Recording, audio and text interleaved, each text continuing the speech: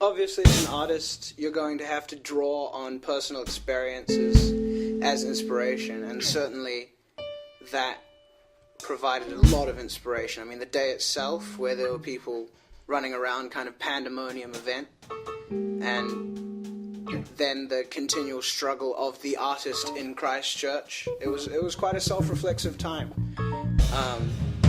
Also personally, but I think that ties into, I mean, everything ties into the art that you're trying to create. And I certainly, the most influential thing I think would have been going into the empty Christchurch city central area and practicing trombone when the buildings were evacuated or partially destroyed, or kind of looked like a zombie film set. So I mean, that evokes a certain emotion in the artist, and I think that should and could be I guess that feeling of vulnerability when the ground moves underneath you certainly has allowed me to have an appreciation for what that feels like. And obviously when we're playing music, it's that same feeling. You're exposing yourself to your audience, and so in a way, to have sense that vulnerability when the earth moves underneath you, you can portray the same kind of feeling when you're in front of an audience. And I guess in a way it affected my life when I was living in Christchurch during those few years, because obviously a lot of things that were going on were not normal, or at least, you know, we ended up being in different concert venues like airport hangars, which was, you know, actually pretty fun. And of course the university term was sort of screwed up a little bit from that perspective, so everything was thrown into disarray for a while. But I think, like I said, I think it really gave me a different appreciation for what you can have, or to not be vulnerable, and for when the earth is still underneath you, how much you can achieve. And the other thing, I guess, is that while the earthquakes were still going on, I practiced a lot, because the only time when I wouldn't feel the earthquakes was when I was playing, which is kind of bizarre in a way.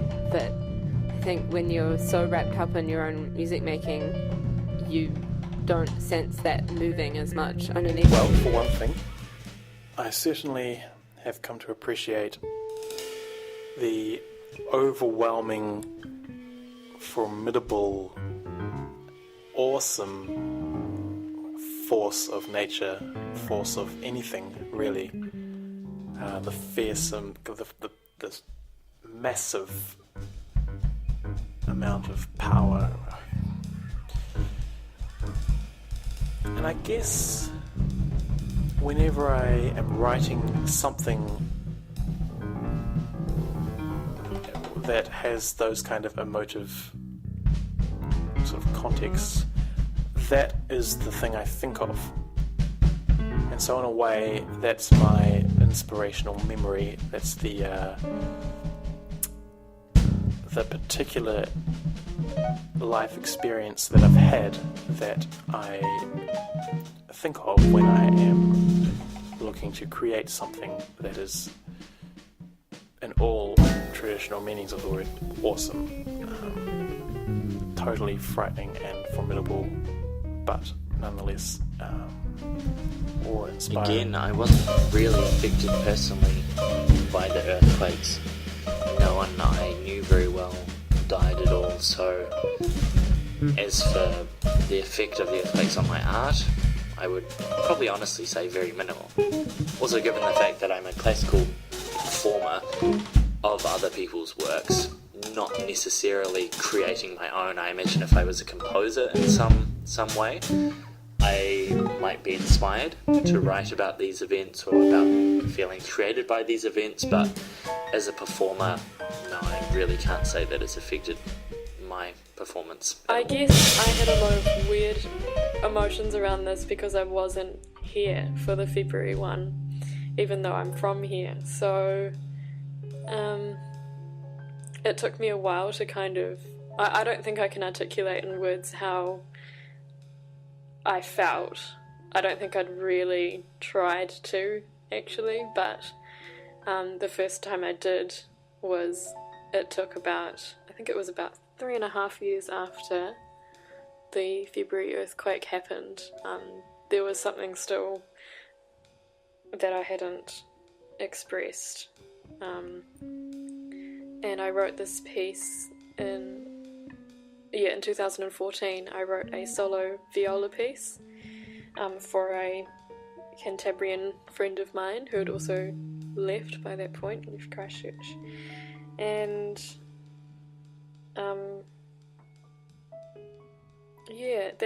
that was really hard. I was addressing a lot of emotions that I hadn't really let myself articulate before. So I guess it's a sense of helplessness and instability. And there's this kind of grief, but it's not permanent. It's it's material, like you've lost these places that you that meant a lot to you in your childhood. But for me it wasn't, I didn't lose anyone close to me, I didn't lose any people. So it was a different kind of loss, not a permanent one, and therefore kind of weirder to deal with, kind of strange. It was a lot to kind of address emotionally. But in a way, if I didn't have music, I maybe wouldn't have known how to let go of some of those things that I'd been feeling for, throughout my whole degree. Definitely took me some time. I wasn't ready to address those emotions straight away, for sure. So art is a reflection on life, and this earthquake had a big effect on my life. So, of course, the earthquake affected my art, and I think my art and my career intertwined, and I can easily see how it affected my career, how it affected my art, as in like what I played, the music I created. I think is a little bit more abstract, so I don't know if I can pinpoint that. But I would say it was a shaky time, literally, and also a feeling of uncertainty and instability. So perhaps now I appreciate that more, and I think now I appreciate a lot being able to go out and play and perform and create music with other people easily here in New York. So it's changed just perhaps my perspective on collaborating, and that would probably affect the music I create.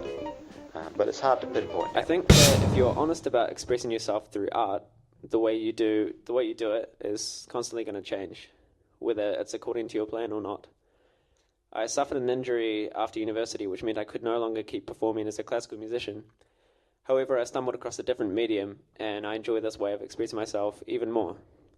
So I guess I'm totally fine with adapting to whatever circumstances arise, the way that we were forced to in Christchurch after the earthquake.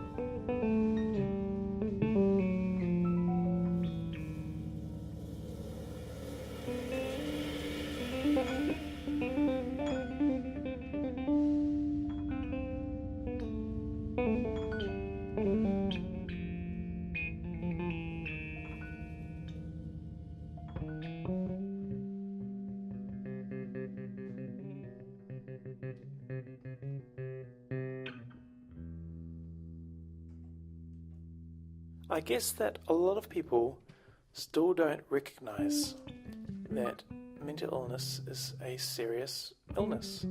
I saw a lot of people kind of fail, especially in my generation. I think that it was a very alienating time for younger people. I certainly do know that a lot of people suffered from depression, and I did notice, I mean, I guess it could have been the age as well, but I did notice a massive increase in drug use.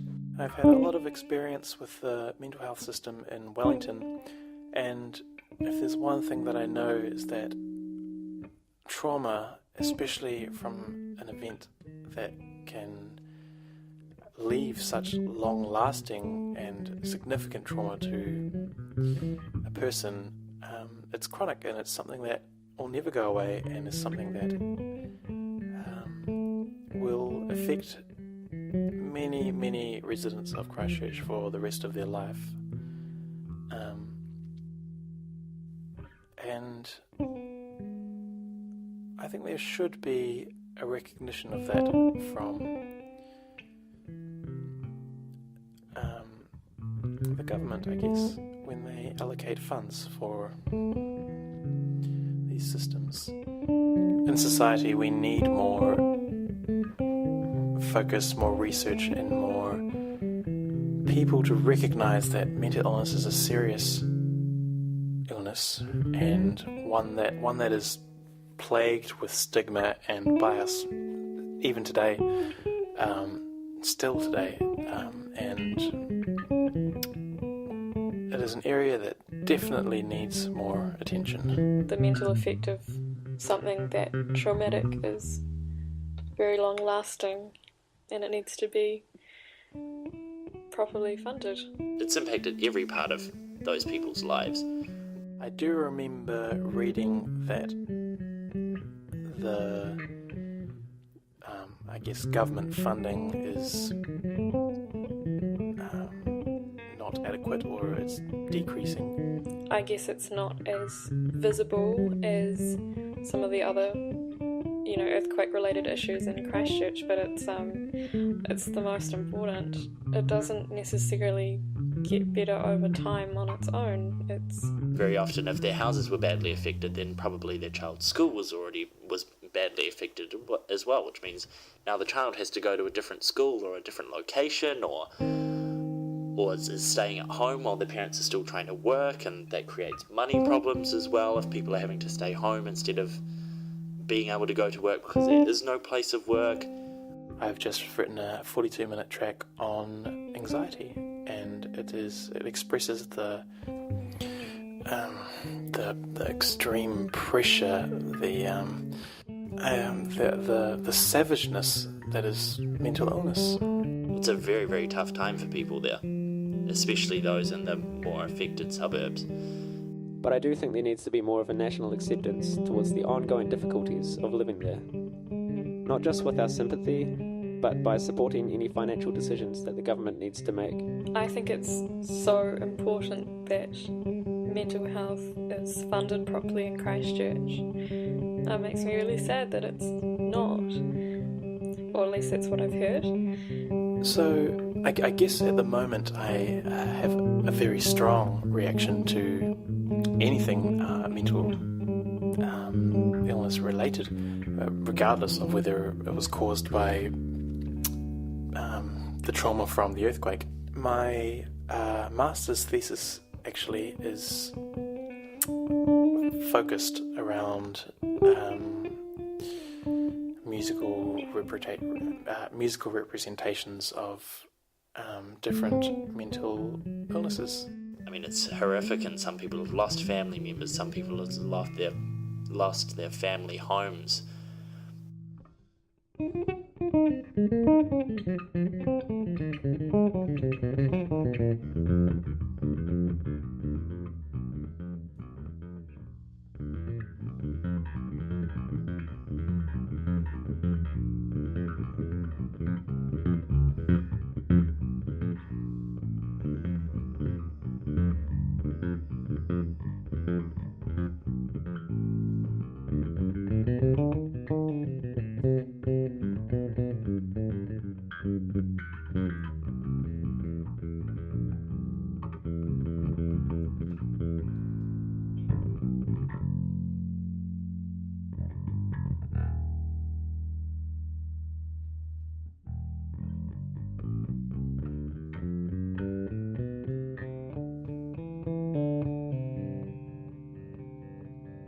but at the same time, it seems like there are some good situations that have come out of it, people getting closer to family as a result of being forced to be so. So it's not all doom and gloom, but generally, yeah, it seems like the mental health of the people there probably is stressed, but I'm now recording this in 2015 and people seem a little bit happier there now than they would have been directly after.